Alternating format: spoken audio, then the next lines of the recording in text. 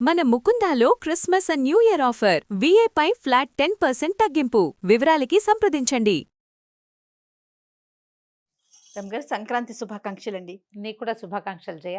Thank you. అలాగే Suman TV ప్రేక్షకులందరికీ మకర సంక్రాంతి శుభాకాంక్షలు.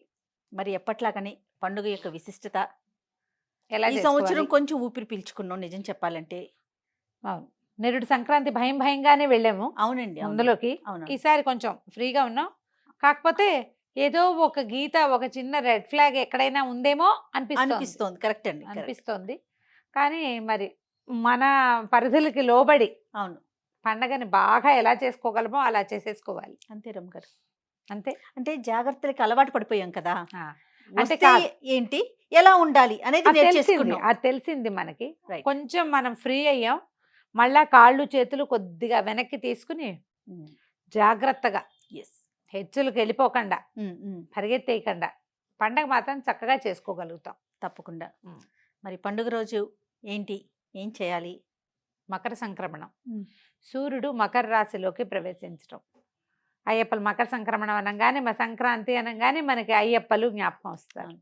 కదా. ఈ రోజున స్వామివారి పూర్తి దర్శనం అవుతుందని అయ్యప్పని చూస్తామని ఎంతమందో భక్తులు జ్యోతి వెళ్తుంటారు. దర్శనం. జ్యోతి దర్శనానికి వెళ్తారు. మకర జ్యోతి దర్శనం అది ఒక ప్రత్యేకమైన కల్ట్ కదా అటువైపు వెళ్ళేది. మనం మామూలుగా ఇంట్లో ఉండేవాళ్ళం ఏం చేస్తాం, భోగి నాడే తలంట్లు పోసుకుంటాం. సంక్రమణం నాడు తలంటి పోసుకోవటాలు అవి పెద్ద విశేషంగా చేయక్కర్లేదు. ముందు రోజే మనం బాగా అభ్యంగనాలు చేసేసి ఉంటాం కాబట్టి. సంక్రమణం నాడు ప్రత్యేకంగా ప్రతి నెలా వచ్చే సంక్రమణం నాడు కూడా పెద్దలకి నీరివ్వటం అనేది ఒక పద్ధతి ఉంటుంది. ఉమ్, అప్పుడు చేసినా చేయపోయినా పెద్దవాళ్ళకి పెట్టుకునే రోజు ప్రత్యేకంగా ఇది. మామూలు మనం పండగ చేసుకుంటాం, ఉమ్, ఈ ధాన్యం వచ్చే రోజు కాబట్టి విశేషంగా దాన ప్రక్రియ. ఈ గంగిరెద్దుల వాళ్ళను, హరిదాసులను, ఎవరైనా వాకిట్లో ఓ బిచ్చగాడను ఎవరు వచ్చినా సరే ఇంట్లో రకరకాల పదార్థాలు వండుకుంటాం. కొత్త బియ్యం ఒడ్లు వస్తాయి కాబట్టి కొత్త బియ్యంతో అరిసెలు వండుకుంటాం. మన ప్రాంతం అంతా అరిసెలు, చక్రాలు, అవును. చేగోడీలే చేసుకుంటాం ఎక్కువగా. అరిసెలు చక్రాలే కదా చేసేది. అవునండి, అవును. వాటిని ఎవరో ఒకళ్ళకి దానం చేయటం. ఏవో మనకు కావాల్సిన 1/2 కేజీ వండుకోకుండా ప్రతి వాళ్ళు 5-6 కేజీలు కొట్టిస్తారు అరిసెలు. అదే చేసుకుంటాం కదా. అవును. అక్కడి నుంచి తీసి ఇవ్వడం దానము. తర్వాత విశేషంగా ఏంటంటే స్వీట్లు అవి పంచిపెట్టుకోవటం. ఉమ్, తర్వాత నువ్వులు ఉండలు పంచటం, గుమ్మడికాయలు లాంటివి ఎవరికైనా ఇవ్వటం. ఈ రోజుల్లో పచ్చగుమ్మడి బాగా విశేషంగా కనపడతాయి. పువ్వులు వస్తుంటాయి, గుమ్మడికాయలు వస్తాయి. అవును. గుమ్మడిని దానం చేయటం చాలా విశేషమైన దానంగా చెప్తారు ఇప్పుడు. కుష్మాండ దానం ఉమ్, ఇస్తే భూమిని దానం చేసిన ఫలితం లభిస్తుందట. అంత మంచిదన్నమాట పూజారులకి. సంక్రమణలో. పూజారులకి ఇవ్వచ్చు, ఎవరో ఒకళ్ళకి బ్రహ్మచారికి ఇవ్వచ్చు, ఓకే. దేవాలయంలో ఇవ్వచ్చు. ఆహా. ఎవరైనా మన ఇంటి పురోహితుడు అయ్యగారు తీసుకుంటారా అని అడగాలి. ఆ, వాళ్ళు తీసుకోకపోవచ్చు, కొంతమందికి ఏదో రకరకాల అనుమానాలు ఉంటాయి. లేదా నువ్వు అంత చెయ్యవు, శుభ్రంగా పులుసు వండుకుంటారు, ఎవరో ఒకళ్ళకి చేతిలో పెట్టు. ఆ. ఇది బాగుంది. బాగుంది కదా. ఎవరో ఒకళ్ళు పులుసో కూర చేసుకుంటారు, 4 రోజుల కూర కదా అది. అవును. గుమ్మడికాయ కోస్తే 3 రోజులు వాడుకోవచ్చు ఫ్రిడ్జ్లో పెట్టుకుని శుభ్రంగా. ఉమ్, ఇచ్చేయడమే. అలా ఇవ్వచ్చు. ఏదైనా దానం అద్భుతమైన ఫలితాన్ని ఇస్తుంది. అందుకని ఏం చేస్తాం, మనం ఎక్కువగా స్వీట్లు గీట్లు పంచుకుంటాము, ఉమ్, స్నేహితుల్ని కలుస్తాము. మన వైపు అయితే అలాయి బలాయిలు జరుగుతాయి తెలంగాణ అంతా కూడా ఉమ్, కదా. స్నేహితుల్ని కలవడం హెచ్చుగా ఉంటుంది, అవును. బంధుమిత్రుల్ని కలవడం, కొత్త కొత్త అల్లుళ్ళని అల్లుళ్ళు పిలుస్తూ. రావడము. పెద్ద పండుగ కాబట్టి ఇప్పుడు బట్టలు కొనుక్కోవడం, మనకి ధాన్యం ఇళ్ళకి వచ్చే రోజులు కాబట్టి ఇప్పుడు ఎంతమందికి వస్తున్నాయో ధాన్యాలు ఇళ్ళకి.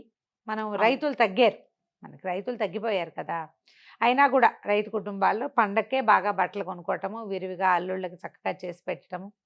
3 రోజులు 4 రోజులు పండగ 4 రోజులు నవకాయ పిండి వంటలతోటి భోజనం పెట్టడం, అల్లుడిని గౌరవించడం, వాళ్ళ పుట్టింటి వాళ్ళందరినీ పిలుచుకురావటం, వాళ్ళని కూడా పిలిచి బట్టలు పెడతాము. ఇవన్నీ మనకి సాధారణంగా జరిగేవి. పెద్దవాళ్ళకి పెట్టుకోవటం కూడా ఇది ఏంటంటే మన మహాలయ పక్షాల్లో చేసాం ఇంతకుముందు. అది ఎప్పుడు వచ్చింది, భాద్రపదంలో వచ్చింది కదా. అవును, అవును. భాద్రపదంలో వచ్చిన మహాలయ పక్షాల్లో తిథి తెలిసి చేస్తాం.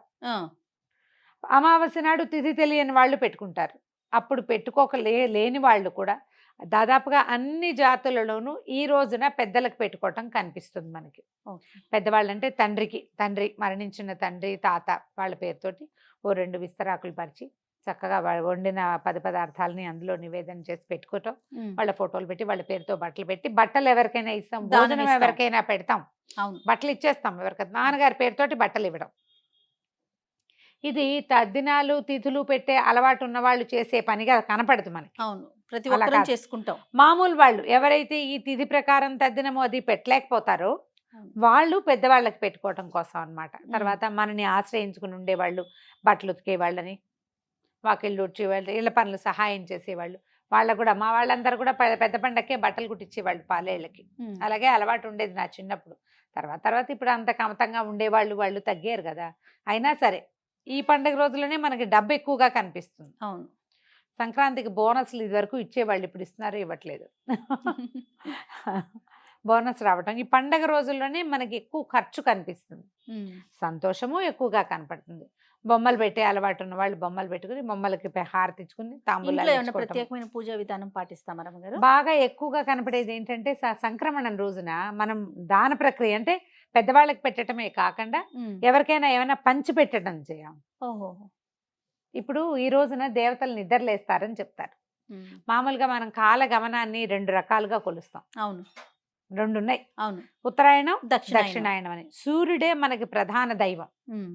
అతనితోటే మన రోజు, ఆయన ఉంటేనే మన రోజు అంతే కదా. ఎంత పెద్ద జబ్బు చేసినా సూర్యరశ్మి సోకిన వాడి ఆరోగ్యం వేరేగా ఉంటుంది. ఉంటుంది. సూర్యుడే ఆరోగ్యకారకుడు. ఆయన ఈ రోజు నుంచి ఉత్తరం వైపు నడక మొదలు పెడతాడు. ఉమ్. ఈ నడక ఉత్తరం అంటే పూర్తిగా ఉత్తరం మీదగా వెళ్ళిపోడు, ఉత్తరం వైపుకి వాలి ఉదయించడం మొదలు పెడతాడు. ఓకే. ఓకే. మామూలుగా మనం ఒక సంవత్సరము దేవతలకి ఒక రోజు అని చెప్తారు. ఉమ్. ఈ ఒక రోజు అంటే అందులో పగలు రాత్రి ఉండాలిగా. ఒక రోజులో వాళ్ళ పగలు ఏది? ఈ ఉత్తరాయణ కాలం. ఆహా. ఈ మకర సంక్రమణం రోజున ఉత్తరాయణం ప్రారంభం అవుతుంది. ఇక్కడి నుంచి మళ్ళీ ఆషాఢ మాసం ఇంచుమించుగా అప్పటిదాకా ఉత్తరాయణమే నడుస్తుంది. ఓ. ఆ తర్వాత వచ్చేది దక్షిణాయనం. అప్పుడు ఏం చేస్తాం మనం? మనకి ఎన్ని పూజలు వస్తాయి అప్పుడు, అవును. ఎన్ని పూజలు, ఎన్ని రకాల నోములు, తర్వాత ఎన్ని ఉపవాసాలు, ఎన్ని స్నానాలు, ఉమ్. ఎంత హడావిడిగా ఉంటుంది. అదంతా ఉపాసనా కాలం. ఉమ్. ఇది ఇప్పుడు దేవతలు సంతృప్తి పడే కాలం అన్నమాట. వాళ్ళు నిద్ర లేచి చూస్తారు మనని, నువ్వు ఎట్లాంటి పూజా విధానం చేస్తున్నావు, ఎలాంటి దాన ప్రక్రియ చేస్తున్నావు, నువ్వు ఎట్లా సూర్యారాధన చేస్తున్నావు. దీని తర్వాత వచ్చేది పుష్యం, తర్వాత వచ్చేది మాఘమే కదా. అవును. సూర్యారాధనే. ఇది ఒక రకమైన సూర్యారాధనే ఈ రోజున మనం మొదలు పెడతాం. ఉమ్. పొద్దున్నే సూర్యుడికి నమస్కారం చేసుకోవటం, తలంటి అవసరం లేదు కాబట్టి చక్కగా స్నానం సంధ్య ముగించుకోవటం, దేవుడికి దీపారాధన చేసుకోవడం. ప్రత్యేక పూజలు అంటే పల్లెటూళ్ళల్లో కనపడేదైతే ధాన్య లక్ష్మి పూజ. పెద్దగా పూజగా ఏం చేయరు. ధాన్యపు కంకులు ఇలా ఏం చేస్తారు, వాటిని కట్టేసి వేలాడతీస్తారు. పక్షులు హాయిగా వాటికి తినడం ఆహారం కోసం కింద. ధాన్యపు కంకుల్ని పక్షులకు ఆహారం చేస్తాము. తర్వాత ఏమో పశువులకి చక్క గారెలు అవి వండి పశువులకు కూడా పెడతారు. అవును. ఒక్కొక్క ఊళ్ళో ఒక్కొక్క ఆచారం కనిపిస్తుంది, ప్రాంతాల వారీగా మారుతుంది కదా. ఇప్పుడు ఈ పాలు పొంగించే ఆచారము అది మన ఆంధ్ర ప్రాంతాల్లో కంటే, అంటే ఆంధ్ర తెలంగాణ ప్రాంతాల్లో కంటే కూడా కొంచెం తమిళనాడు బార్డర్స్లో అక్కడ కనపడుతుంది. తమిళియన్స్ చేసుకుంటారు కాబట్టి అవునవును. పాలు పొంగించి చెరుగడతో కలపటాలు అవి మనం చెయ్యం. చెయ్యం. పెద్దగా మనం చెయ్యం. ఒకవేళ అలాంటిది ఏదైనా ఉంటాయి. దీంట్లో మనం ప్రధానంగా గుర్తుపెట్టుకోవాల్సింది ఏంటంటే పండుగలు విధానాలు మన ఇళ్లల్లోవి, మన ఊళ్ళల్లోవి, మన ఇంట్లో ఏం చేస్తారో అది, మన పెద్దలు ఏం చేస్తారో ఏం దాన్ని చేస్తారో మనం చేయటం. మనం అమెరికాలో ఉన్నాం, ఆస్ట్రేలియాలో ఉన్నాం, ఆఫ్రికాలో ఉన్నాం పోనీ, కానీ అక్కడ మన పండగ వాళ్ళు చేయరే. అవును. మన పండగ మనమే కదా చేసుకుంటాం. అప్పుడు మన పెద్దమ్మ మన అమ్మమ్మ ఎవరో ఒకళ్ళకి ఫోన్ చేసి పండగ రోజున ఏం ఓ సంవత్సరం 2 ఏళ్ళు కనుక్కున్నారనుకో, 3వ ఏడాదికి మనకే మనమే తెలుస్తుంది. అంతే కదా. సోషల్ మీడియాలో ఫాలో అయ్యి వాళ్ళు ఎవరో చేసే విధానాలు మాత్రం ఫాలో అవ్వద్దు.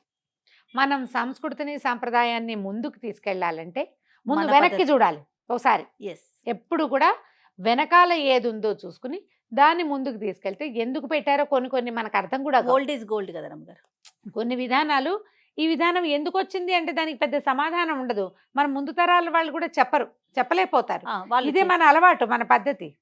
వాళ్ళు చేశారు, మనం కొనసాగించటమే.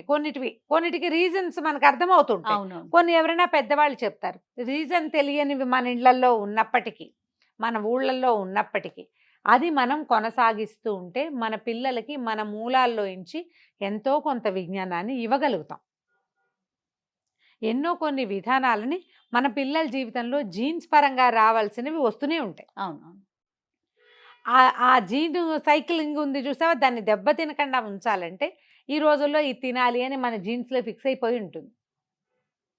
అది డిస్టర్బ్ చేయొద్దు. అంతే.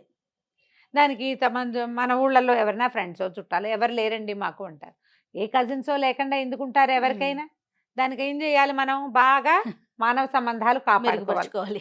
ఎప్పుడు అంతే రమ్మగారు. ఎప్పుడు కూడా ఇప్పుడు మనం పండగ చేసుకోవాలంటే నువ్వే వండుకుని నువ్వే తింటే నీకేం సరదా ఉంటుంది?